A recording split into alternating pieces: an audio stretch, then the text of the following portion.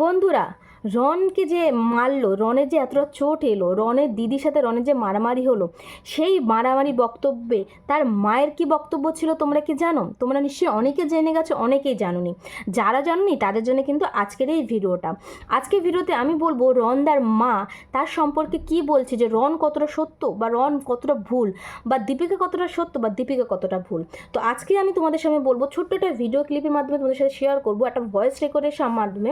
আমি ভয়েস রেকর্ডটা তোমাদের সাথে ক্লিয়ার করছি, ভয়েস রেকর্ডটা তোমাদের এখানে শোনাচ্ছি না, যে কি বলেছে। তোমরা যা দেখলে তোমরা অতবাক হবে, যেটা নিজের মা না সৎ মা, মা হয়েও কি এমন বলতে পারে? কারণ যতই যা হওয়ার পর একটা ছেলে যখন চোট লাগে, পরে গিয়েও যখন ছেলে থাকে না, আহারে উহুরো কেউ না কোনো মা তো করবে।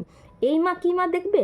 বলছি কি বলেছে সবটাই শোনো। তো সূত্রে খবর একটা, যে তার রনের বন্ধুর সাথে রনের মায়ের কথা হচ্ছিল, তখন কিন্তু রনের বন্ধুটার কল রেকর্ড করেছিল। তখন রনের বন্ধুটা রনের মাকে বলছিল, কাকিমা ভাই বোনের মধ্যে তো ঝগড়াঝাটি হয়, ভাই বোনের মধ্যে তো অনেক ঝগড়াঝাটি হয়েছে, তাই বলে কি বটি দিয়ে মারামারি করতে আসবে, বটি দিয়ে কোপ্পাতে আসবে, এটা কি ঠিক কাকিমা? তখন কাকিমা বলল, কিছুই তো হয়নি, শুধুমাত্র একটা চোট লেগেছে। তখন ওর বন্ধুটা বলল, না কাকিমা, মুখে গালে যাচ্ছে তাই অবস্থা, মুখে এতটা চোট, কানের গোড়ায় চোট, গলার নিচে কাটা, সব জায়গায় নখের আঁচড়।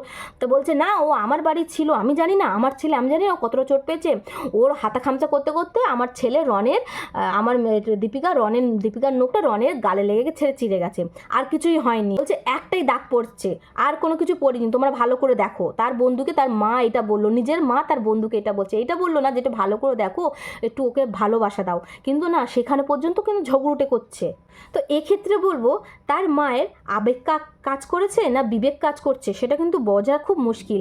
আবেগ আর বিবেক দুটোকেই মিলিয়ে তার মা মনে হয় জগা খিচুড়ি বানিয়ে দিয়েছে। কি বলো বন্ধুরা? এদিকে রন্দা বলছে তার দিদি নাকি বটি দিয়ে তাকে কোপাতে গেছিল, আর এদিকে তার দিদি বলছে পুলিশ কেস করেছে কারণ তাকে নাকি কোপাতে গেছে। ব্যাপারটা তো আমরা বুঝলাম না, ব্যাপারটা কি তোমরা বুঝতে পেরেছো? সব জায়গায় ঘজা খিচুড়ি হয়ে যাচ্ছে না। রন্দা বলছে তার দিদি নাকি তাকে কোপাতে এসছে, এদিকে রন্দার দিদি গিয়ে পুলিশ কেস করেছে যে তার ভাই নাকি তাকে কোপাতে গেছে। আসলে সত্যটা কিন্তু রন্দার দিদি বলেছিল যে ওই বটি নিয়ে গেছিলো। তাহলে তুমি কি করে পুলিশ কেস করে এসছো রন্দার সম্পর্কে? এইসব মারামারি করতে গিয়ে, ঝগড়াঝাটি করতে গিয়ে কিন্তু কাকিমা বেচারিটা লেগে গেল, সেই কাকিমাটাকে নিয়েও কিন্তু ইস্যু করা হয়েছে। তো বন্ধুরা, আমি বলতে চাই, তার মা যে তারপরে গিয়ে এত কিছু ঘটনার পরেও তার মা নাকি রন্দার নামে কেস করে আসে, আর সাক্ষী তার মা নিজেই। তার বোন জামালপুর না কোথায় তাদের অ্যাড্রেস, সেখানে গিয়ে নাকি পুলিশ কেস করে এসে সাক্ষী হিসেবে, সাক্ষী স্বরূপ তার মা সাক্ষী দিয়েছে, তার মা সই করেছে। এটা একটা ছেলের কাছে সত্যি কিন্তু একটা আঘাতের জায়গা, একটা নিন্দানীয় ঘটনাটা মায়ের জন্য। তোমরা কি বলো বন্ধুরা? এই ছোট্ট ভিডিওর মাধ্যমে কিন্তু আমাকে কমেন্টের মাধ্যমে জানিও। আমি আজকে ছোট্ট ভিডিওর মাধ্যমে তোমাদের সাথে কিছু কথা শেয়ার করলাম, এটা আবেগ দিয়ে কাজ করেছে ওনার মা না বিবেক দিয়ে, সেটা কিন্তু অবশ্যই কমেন্ট দিও।